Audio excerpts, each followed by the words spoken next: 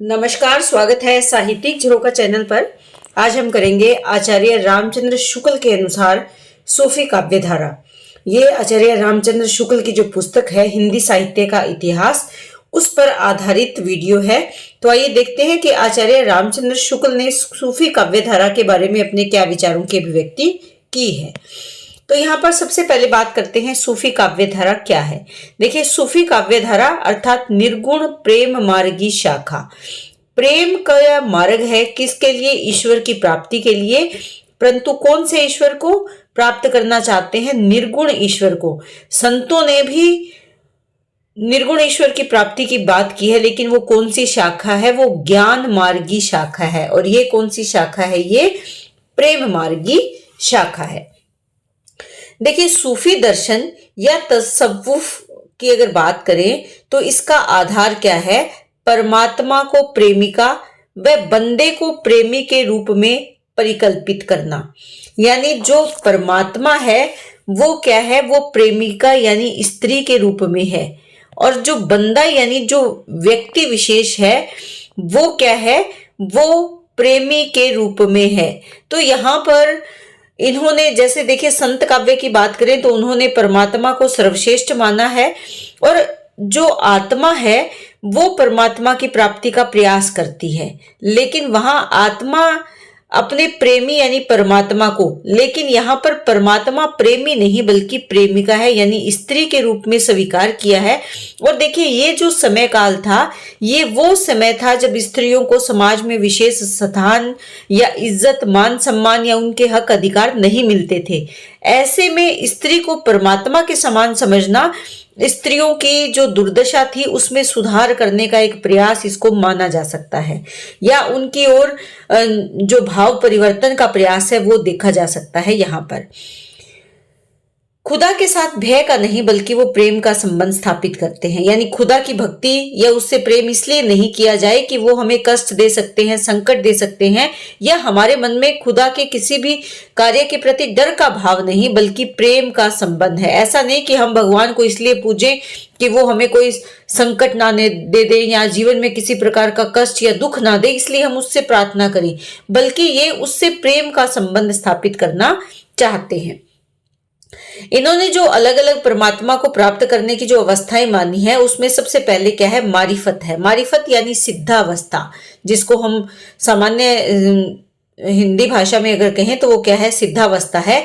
और मारिफत की उपलब्धि, इसमें साधक अपनी आत्मा को परमात्मा में फना कर लेता है यानी लीन कर लेता है। वो कौन सी अवस्था है?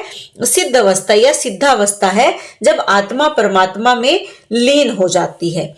ये इश्क मिजाजी और इश्क हकीकी तक की यात्रा है। परमात्मा से प्रेम और वो प्रेम पूर्णता को प्राप्ति की जो यात्रा है उसको उन्होंने इश्क मजाजी से लेकर इश्क हकीकी का नाम दिया है।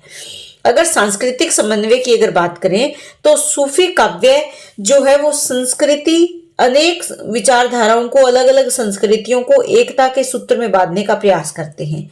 ये पारंपरिक इस्लाम और भारतीय वेदांत तथा भारतीय लोक कथाओं के माध्यम से सूफी दर्शन, अरबी लिपि, अवधी भाषा, भारतीय प्रबंध काव्य परंपरा व फारसी की जो मसनवी शैली है, इसके साथ साथ हिंदू समाज में मनाए जाने वाले जो तीज त्योहार है, इनका सूत्रपात है या इनको एकता के सूत्र में बांधता है। कहा जा सकता है कि किससे प्रभावित है? इस्लाम धर्म से प्रभावित है जो सूफी काव्य धारा है, लेकिन इसके साथ साथ भारतीयों का जो वेदांत दर्शन है उसको भी इसमें शामिल किया है। भारतीयों की जो लोक कथाएं हैं उसके माध्यम से सूफी दर्शन की अभिव्यक्ति की गई है, क्योंकि इसमें जो कहानियां ली गई हैं वो कहानियां हैं जो भारतीय समाज में दादी नानी की कहानियां रही हैं। एक राजा था, एक रानी थी, उनके जीवन में क्या क्या संकट आए, राजा ने रानी की प्राप्ति के लिए क्या क्या प्रयास किए। यहाँ ध्यान रखें कि जो रानी है वो यहाँ पर कौन है? वो स्त्री है, और रानी यानी स्त्री से अभिप्राय क्या है? परमात्मा है। तो इस तरह से राजा जो यहाँ पर है वो कौन है? वो प्रेमी है, और प्रेमी यानी आत्मा है। आत्मा परमात्मा की प्राप्ति के लिए जो प्रयास करती है, तो वो जो नायक या पात्र लिए वो भारत की लोक कथाओं के पात्र थे। लिपि इसकी कौन सी रही? अरबी लिपि का उपयोग किया, लेकिन भाषा कौन सी थी? अवधी थी। और काव्य परंपरा इनकी जो रही वो कौन सी थी? प्रबंध काव्य परंपरा, जो भारतीय लेखन साहित्य में प्रयोग की जा रही थी। इसके साथ साथ शैली इन्होंने फारसी शैली का प्रयोग किया, जिसका नाम क्या है? मसनवी शैली है। और हिंदू समाज में मनाए जाने वाले तीज त्योहारों क्योंकि कथाएं कौन सी है, कहानियां कौन सी है, पात्र कौन से हैं? हिंदू समाज के, भारतीय हिंदू समाज के पात्र हैं, तो उनके तीज त्योहारों को इन्होंने इसमें शामिल किया है। गुरु की प्रतिष्ठा इन्होंने की है, यानी जीवन का अगर उद्धार करना है तो किसके माध्यम से? मार्गदर्शन करने वाला कौन है? वो गुरु ही है, जो सही मार्ग दिखाता है, जिससे कि परमात्मा की प्राप्ति संभव है। आगे अगर हम इसमें देखें, ये रहस्यवादी काव्य धारा है। इसमें भावनात्मकता की प्रधानता है और सीमित मात्रा में साधना की भी ये बात करते हैं, यानी साधनात्मकता भी है। प्रकृति का इन्होंने रागात्मक चित्रण किया है। विरह का अतिशोक्तिपूर्ण वर्णन इसमें मिलता है, यानी विरह का भाव कैसा है? वो अतिशोक्तिपूर्ण वर्णन किया है, यानी बहुत ज्यादा बढ़ा चढ़ाकर विरह भाव का चित्रण किया है। इनकी कथा वस्तु को अगर देखें तो मुख्यतः 4 स्रोत माने गए हैं: महाभारत, हरिवंश पुराण, विष्णु पुराण आदि पौराणिक जो हिंदू साहित्य के या भारतीय हिंदू समाज के जो ग्रंथ है, उनको इन्होंने अपनी कथा वस्तु के लिए आधार माना है। प्राकृत और संस्कृत की परंपरागत कथानक रूढ़ियों को इसमें शामिल किया गया है। इसके जो पात्र हैं वो उदयन, विक्रम, रतन सेन, ये ऐतिहासिक और अर्ध ऐतिहासिक पात्रों की गाथाओं को इसमें शामिल किया है।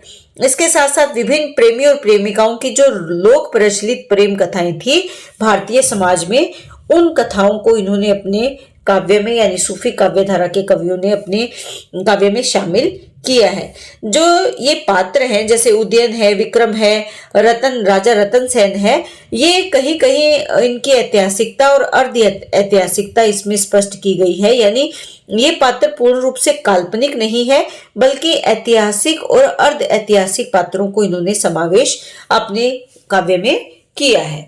अब अगर इसकी शिल्पगत विशेषताओं की बात करें सूफी काव्य धारा की, तो अगर इसके काव्य रूप को अगर देखें तो ये प्रेमाख्यानक प्रबंधात्मक काव्य है। परंपरागत काव्य प्रबंध रूढ़ियां इसमें शामिल की गई है, यानी प्रबंध काव्य की जो तरीका है, शैली है, लेखन कला है, वो इसमें इन्होंने इस काव्य रूप को लिया है। भाषा, ठेठ अवधी भाषा का प्रयोग किया गया है। मुहावरों का सुंदर तरीके से प्रयोग किया गया है, लेकिन अवधी भाषा के साथ साथ अरबी, फारसी, उर्दू, भोजपुरी और जो उस समय की लोक भाषा है उसकी शब्दावली भी बहुतायत रूप से इसमें इस्तेमाल की गई है। छंद की अगर बात करें तो मुख्य रूप से दोहा और चौपाई छंद का इस्तेमाल किया है। अलंकार, उपमा, रूपक, उत्प्रेक्षा, अतिशोक्ति और समासोक्ति अलंकारों का सुंदर प्रयोग इस काव्य में देखा जा सकता है। किस काव्य में? सूफी काव्य में देखा जा सकता है। लोक कथाओं का इन्होंने प्रतीकात्मक चित्रण किया है। किस रूप में? प्रतीकात्मक, यानी खुदा और बंदे के प्रतीक रूप में। जो लोक कथाओं के पात्र हैं वो पुरुष पात्र या स्त्री पात्र है, यानी नायक और नायिका है, वो किस रूप में है? खुदा और बंदे के रूप में।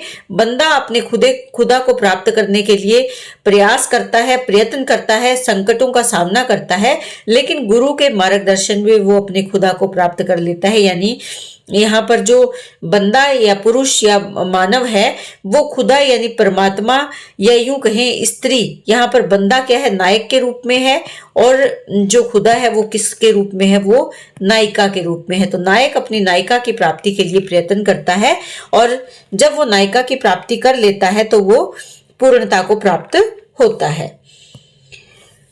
साहित्यकारों ने अपनी कल्पना शक्ति का इसमें योग किया है, यानी जो सूफी काव्य धारा है उसमें साहित्यकारों की कल्पना शक्ति भी शामिल है।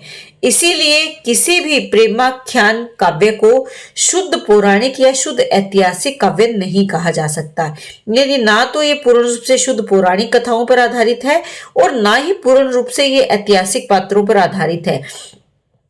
माना कि ये दोनों चीजें इसमें शामिल की गई हैं, पौराणिक कथाएं भी हैं और ऐतिहासिक पात्र भी हैं और कथाएं भी हैं, लेकिन इसके साथ साथ इसमें कल्पना का भी सुंदर प्रयोग इन्होंने किया है। इसमें इन्होंने पात्रों की मुख्यतः दो श्रेणियां की है। एक तो वो है जो मानवीय श्रेणी और दूसरी क्या है, मानवेतर यानी मानवीयता से अतर अलग। तो यहाँ पर जो मानवीय श्रेणी उसमें राजकुमार और राजकुमारी है जो नायक और नायिका के रूप में है। यहाँ जो राजकुमारी है ये क्या है, खुदा यानी परमात्मा है, और जो राजकुमार है ये क्या है, ये आत्मा है जो राजकुमारी को प्राप्त करने के लिए प्रयासरत है। मानवेतर श्रेणी में अगर देखें यानी मानव से अलग क्या है, असुर, राक्षस, बेताल और हंस आदि का प्रयोग इन्होंने किया है पात्रों के रूप में। तो यही से इसमें कल्पना का समावेश होता है। इस धारा के कवियों ने अपनी रचनाओं में प्रेम, काम, श्रृंगार आदि के गंभीर चित्रण के साथ साथ परंपरागत जो ज्ञान विज्ञान है उसको भी प्रस्तुत किया है। जैसे दर्शन क्या है, पुराण से संबंधित जो विचार हैं या पात्र हैं, ज्योतिष विद्या का प्रयोग इसमें है, शकुन शास्त्र का प्रयोग इन्होंने किया है, काम शास्त्र, वैदिक संगीत शास्त्र और युद्ध कला इसका भी चित्रण किया गया है। केवल प्रेम, काम और श्रृंगार का ही चित्रण इसमें नहीं है, बल्कि इसके साथ साथ उस समय के जो ज्ञान विज्ञान से संबंधित विषय थे उसको भी शामिल किया है। यहाँ पर देखें तो आचार्य शुक्ल ने, देखिए क्योंकि हम ये जो कर रहे हैं आचार्य शुक्ल की पुस्तक के आधार पर कर रहे हैं, तो यहाँ इन्होंने सूफी प्रबंध काव्य को मसनवी और प्रेम पद्धति को फारसी पद्धति से जोड़ते हुए माना है कि कहीं कहीं भारतीय पद्धति का इसमें मिश्रण है, लेकिन मसनवी और फारसी पद्धति पर आधारित होने के कारण इसे अभारतीय काव्य माना है। लेकिन गणपति चंद्रगुप्त आदि विद्वानों ने नए शोध और तर्कों के आधार पर इन दोनों को ही, किसको, मानवीय जो मसनवी और फारसी पद्धति है, मसनवी प्रेम पद्धति और फारसी पद्धति, इसको भारतीय परंपरा में सिद्ध किया है। यानी आचार्य शुक्ल सूफी काव्य को का जो लेखन का तरीका है उसको अभारतीय मानते हैं, लेकिन गणपति चंद्रगुप्त क्या मानते हैं, इसे भारतीय परंपरा में ही शामिल करने का प्रयास इन्होंने किया है। किसके आधार पर, नए शोध और तर्कों के आधार पर। अब बात करते हैं सूफी दर्शन की। देखिए सूफियों का संबंध मूलतः किस धर्म से है, इस्लाम से है, किंतु इस्लाम द्वारा प्रतिपादित जो दार्शनिक मान्यताएं हैं इनकी साधना पद्धति के अनुकूल नहीं है, यानी पूर्ण रूप से इस्लाम को इन्होंने नहीं माना। यही कारण है कि इन्होंने इस्लाम के दार्शनिक प्रभावों को ग्रहण करते हुए भी कई अन्य दार्शनिक प्रभावों को स्वीकार किया तथा अपने दर्शन की नींव रखी है। इस्लाम में माना गया कि कुरान के नियम आत्यांतिक है और स्वयं खुदा ने मोहम्मद पैगंबर के माध्यम से उसमें अपनी ही वाणी को प्रस्तुत किया है। सूफियों का मत है कि खुदा ने बंदे को दो प्रकार के ज्ञान दिए, यानी ये जो कुरान के नियम है उसके अनुसार ये नहीं, बल्कि सूफियों का क्या मानना है कि खुदा ने बंदे को दो प्रकार के ज्ञान दिए। एक दिया इल्म सकीना और एक दिया इल्म सीना। इल्म सकीना यानी वह ज्ञान जो खुदा ने मोहम्मद पैगंबर के माध्यम से अर्थात कुरान के रूप में सभी को दिया, जबकि इल्म सीना क्या है, वह ज्ञान जिसे खुदा ने साक्षात बंदे के हृदय में स्थापित किया। इल्म यानी ज्ञान, सीना यानी हृदय, तो जो मन में पहले से, जो हृदय में पहले से भगवान ने देकर भेजा है उस ज्ञान को भी ये शामिल करते हैं। तो दो प्रकार के ज्ञान इन्होंने माने हैं, एक इल्म सकीना यानी जो पैगंबर मोहम्मद के माध्यम से ईश्वर ने भिजवाया, और दूसरा क्या है, इल्म ए सीना जो मानव के हृदय में उस जन्म जात है, यानी खुदा ने देकर ही उसे भेजा है। सूफी दोनों ज्ञानों को प्रमाणिक मानते हैं, किंतु इल्म सीना की प्रमाणिकता उनकी दृष्टि में ज्यादा महत्वपूर्ण है या अधिक है। इसी के आधार पर उन्होंने अपने दर्शन की रूपरेखा तैयार की है। सूफी दर्शन का जो मूल प्रभाव है वो इस्लाम का है, यानी सूफी दर्शन किससे प्रभावित है, इस्लाम धर्म से प्रभावित है। किंतु इसके साथ साथ जो भारतीय उपनिषद दर्शन में विद्यमान अद्वैतवाद और प्लॉटिन्स के जो नव्य प्लेटोवाद है इसका भी प्रभाव कम नहीं है, यानी इनसे भी ये प्रभावित है। देखिए जो नव्य प्लेटोवाद है ये कब शुरू हुआ था, ये आंदोलन तीसरी शताब्दी में शुरू हुआ था, तीसरी शताब्दी में ध्यान रखें, और प्लॉटिन्स ने इसको शुरू किया था। इसका भी मानना है कि जो भौतिक दुनिया से परे एक अलग वास्तविकता मौजूद है, जिसे एक या परम कहा जा सकता है, और ये वास्तविकता सभी चीजों का ही स्रोत है। यानी इन्होंने भी उस एक परम सत्ता को स्वीकार किया है जो उस भौतिक जगत से परे है। अद्वैतवाद भी इसी तरह के विचार रखता है। तो इन दोनों का जो मिश्रण है उसका प्रभाव भी सूफी काव्यधारा पर या सूफियों पर देखा जा सकता है। इस्लाम मानता है कि खुदा, जगत और जीव तीनों की वास्तविक तथा भिन्न सत्ताएं हैं। किस किस की? खुदा, जगत और जीव, इन तीनों की वास्तविक तथा अलग अलग सत्ताएं हैं। खुदा इतना पवित्र है कि उसे जगत जीव से अभिन्न नहीं माना जा सकता। इस्लाम के अनुसार खुदा और बंदे में राजा और प्रजा या स्वामी और दास का संबंध है, प्रेम का नहीं। लेकिन सूफी क्या मानते हैं कि खुदा और बंदे में प्रेम का संबंध है, जबकि इस्लाम क्या मानते हैं? प्रेम का संबंध नहीं है। कैसा संबंध है? राजा और प्रजा का है, स्वामी और दास का है। ये किसने माना? इस्लाम ने। जबकि जो सूफी है वो मानते हैं कि प्रेम का संबंध है, वो नहीं के साथ नहीं जाते, है के साथ जाते हैं। तो यहाँ पर जो इस्लाम और सूफी काव्यधारा के विचार है वो अलग हो जाते हैं, तो ये आप ध्यान में रखें। सूफियों ने नव प्लेटोवाद और भारतीय उपनिषद दर्शन में दिखने वाले अद्वैतवाद की भावभूमि पर अपनी दार्शनिक मान्यताएं प्रस्तुत की है। वो किस प्रकार से देखते हैं कि सूफियों के अनुसार मनुष्य के 4 विभाग है। कौन सा? नफस, अक्ल, कल्ब और रूह। यहाँ पर जो नफ्स है इसका मतलब क्या है? इंद्रियों से है। देखिए अद्वैतवाद में भी इसी प्रकार के भाव है, केवल शब्दावली अलग है। नफ्स यानी इंद्रियां, अक्ल यानी बुद्धि, कल्ब क्या है? हृदय, और रूह यानी आत्मा। इनकी मान्यता है कि खुदा की प्राप्ति के लिए कल्ब अर्थात हृदय से ही खुदा की प्राप्ति कैसे हो सकती है? कल्ब यानी हृदय से ही हो सकती है, क्योंकि कल्ब में खुदा का प्रतिबिंब व्यक्त होता है। यह दर्पण या हृदय जितना ज्यादा निर्मल होगा, खुदा का प्रतिबिंब उतना ही स्पष्ट होगा। यानी जब मन या हृदय मैल से रहित होगा तो खुदा का चित्रण या खुदा का प्रतिबिंब उसमें उतना ही सुंदर दिखाई देगा। ये जगत की वास्तविक सत्ता स्वीकार करते हैं, किंतु जगत को खुदा का कार्य नहीं बल्कि उसकी अभिव्यक्ति मानते हैं। कि ये जगत जो है ये खुदा का काम नहीं है, कार्य नहीं है, बल्कि ये उसकी अभिव्यक्ति है। यानी इस सब में खुदा दिखाई देता है। इस विचार के कारण बहिर्मुखी रहस्यवाद के पैदा होने की संभावना यह स्पष्ट होती है। सूफियों के अनुसार बंदा अपनी साधना से खुदा से एक हो सकता है, यानी अपनी साधना के द्वारा वो खुदा में समाहित हो सकता है। अद्वैतवाद का जो अहम ब्रह्मस्मि या सोहम का जो भाव है उसको यहाँ अनहलक कहलाता है, जिसका अर्थ क्या है? बंदे और खुदा की एकता। देखिए अहम ब्रह्मास्मि, मुझ में ही ब्रह्म है, मैं ही संपूर्ण हूं। क्या हूं? परमात्मा। क्यों? क्योंकि मुझ में ही परमात्मा वास करता है। तो ये जो भाव है ये किस रूप में? अनहलक के रूप में उन्होंने अभिव्यक्त किए हैं। यह विचार इस्लाम के विरुद्ध तथा अद्वैतवाद से प्रभावित है। बंदा खुदा की प्राप्ति किसके माध्यम से कर सकता है? प्रेम के माध्यम से कर सकता है, और यह प्रक्रिया लौकिक प्रेम या इश्क मजाजी से आरंभ होकर ईश्वरीय प्रेम अर्थात इश्क हकीकी में समाप्त होती है। यानी इश्क मजाजी क्या है? लौकिक प्रेम है, यानी इस लोक में सांसारिक जो प्रेम है, लेकिन इश्क हकीकी क्या है? आत्मा का परमात्मा से जो प्रेम है वो क्या है? इश्क हकीकी है। लौकिक प्रेम के प्रतीक को सफल बनाने के लिए सूफियों ने खुदा को नारी के रूप में स्वीकार किया है। यानी खुदा को नारी के रूप में क्यों स्वीकार किया है? लौकिक प्रेम के प्रतीक को सफल बनाने के लिए। जबकि बंदे को किस रूप में स्वीकार किया? पुरुष के रूप में स्वीकार करते हैं। शैतान की अगर बात करें तो सूफी काव्य में शैतान की धारणा बहुत महत्वपूर्ण है, जो शंकर के अद्वैतवाद की माया से अलग है।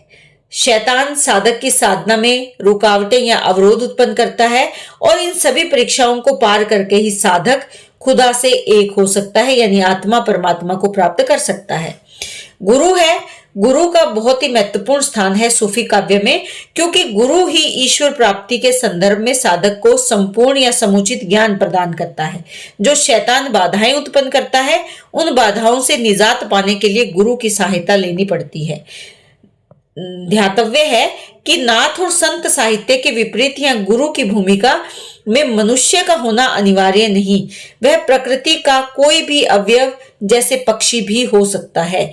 जैसे हम हीरामन तोते की अगर बात करें तो वहां पर जो तोता है वो संदेश देता है, वो तोता उसको ज्ञान देता है, तो वहां पर पक्षी भी गुरु की भूमिका निभा सकता है या प्रकृति का कोई अन्य अवयव भी गुरु की भूमिका में हो सकता है। यहाँ पर मनुष्य का होना अनिवार्य नहीं है। जबकि नाथ और संत साहित्य में गुरु कौन है? मनुष्य है, मानव, जो ज्ञान के मार्ग पर अग्रसर है और मानव को सही रास्ता दिखा सकता है, जिसके पास ज्ञान है और ज्ञान के माध्यम से वो आत्मा परमात्मा का मिलन करवा सकता है। लेकिन यहाँ पर गुरु कौन है? प्रकृति का कोई भी अवयव हो सकता है या कोई भी पक्षी यहाँ गुरु की भूमिका में हो सकता है। इस संपूर्ण प्रक्रिया पर जब साधक चलता है तो उसकी साधना के अंतर्गत 4 अवस्थाएं आती हैं। कौन सी? शरीयत, तरीकत, मारिफत और हकीकत। ये आप बहुत ध्यान से करें। शरीयत जो सामान्य अवस्था है जिसमें कुरान के नियमों का पालन करना होता है। जब हृदय शुद्ध होता है तो वो अवस्था तरीकत में बदल जाती है, यानी वो क्या कहलाती है? तरीकत। यानी शरीयत क्या है? सामान्य अवस्था। जब हम कुरान के नियमों का पालन करते हैं इसका मतलब है वो भक्ति क्या है? वो शरीयत है। लेकिन जब हमारा हृदय शुद्ध है, किसी प्रकार के पाप से ग्रस्त नहीं है, तो वो तरीकत अवस्था है। इसमें ईश्वर की साधना का वास्तविक शुरुआत होती है, आरंभ होता है। इसके बाद मारिफत। मारिफत का अर्थ है ईश्वरीय अनुभूति का होना। ये क्या है? मारिफत। मारिफत का अर्थ है ईश्वर। पहली है शरीयत, दूसरी है तरीकत, तीसरी है मारिफत और चौथी क्या है? हकीकत। तो यहाँ पर मारिफत का अर्थ है ईश्वरीय अनुभूति का होना।